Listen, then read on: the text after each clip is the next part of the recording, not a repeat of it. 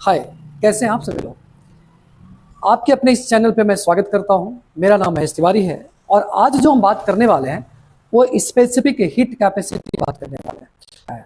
तो simple language में आप इसको समझिएगा कि अगर हमारे पास 1 लीटर पानी है, 1 लीटर कह लो या 1 किलोग्राम कह लो, अगर हमारे पास 1 किलोग्राम पानी है और इसका टेम्परेचर एग्जैक्टली अगर हम 1 डिग्री सेल्सियस इंक्रीज करते हैं, एग्जैक्टली 1 डिग्री सेल्सियस इंक्रीज करते हैं, तो इसके लिए जो एनर्जी रिक्वायर्ड होता है उसी एनर्जी को हम क्या कहते हैं, वाटर का स्पेसिफिक हीट कैपेसिटी कहते हैं। मतलब क्या निकला कि अगर आप पानी का 1 डिग्री सेल्सियस अगर बढ़ाना चाहते हो तो इसके लिए हमको हीट कितना देना पड़ेगा, तो हमको इसके लिए हीट देना पड़ेगा 4186 जूल। ये क्या बताता है, ये बताता है कि वाटर का स्पेसिफिक हीट कैपेसिटी जो है वो 4186 जूल है। तो क्या जितने भी ऑब्जेक्ट हैं या मटेरियल है सबका स्पेसिफिक हीट कैपेसिटी एक ही है कि अलग अलग है? ऑब्वियसली सबका स्पेसिफिक हीट कैपेसिटी अलग अलग होगा, पर उसमें से पानी का स्पेसिफिक हीट कैपेसिटी सबसे ज्यादा है और वो कितना है, 4186 जूल। मतलब साफ है कि अगर आप पानी के टेम्परेचर को बढ़ाना चाहते हैं तो 4186 जूल एनर्जी जब आप पानी को प्रोवाइड करते हैं, सिर्फ 1 लीटर पानी को, तब जाकर उसका 1 डिग्री सेल्सियस टेम्परेचर इंक्रीज होगा। अब तो आप समझ गए होंगे कि स्पेसिफिक हीट कैपेसिटी होता क्या है।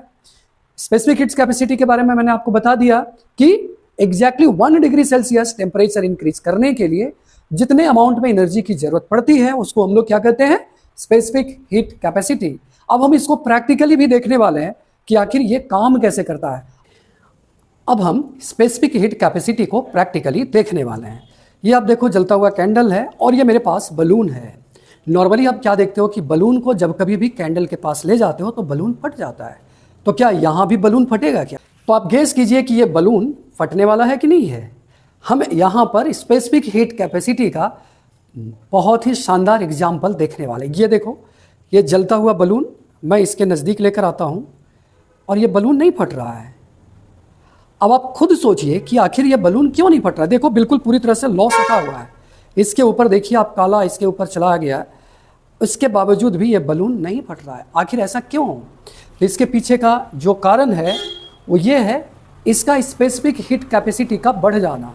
अगर हम बलून के स्पेसिफिक हीट कैपेसिटी की बात करें तो बहुत ही कम है, पर इस बलून के अंदर मैंने पानी भर दिया है। पानी भर देने से क्या हो गया कि इस बलून का स्पेसिफिक हीट कैपेसिटी पानी के कारण बढ़ गया है और इसीलिए बलून जो है ना, कैंडल के सामने आने के बावजूद भी, कांटेक्ट में रहने के बावजूद भी नहीं फट रहा है। आखिर हुआ क्या?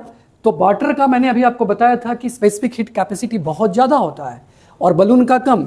जैसे ही इसके अंदर मैंने पानी डाला, ऑटोमेटिकली इसका स्पेसिफिक हीट कैपेसिटी बढ़ गया और ये बलून जो है फूटने से बच गया।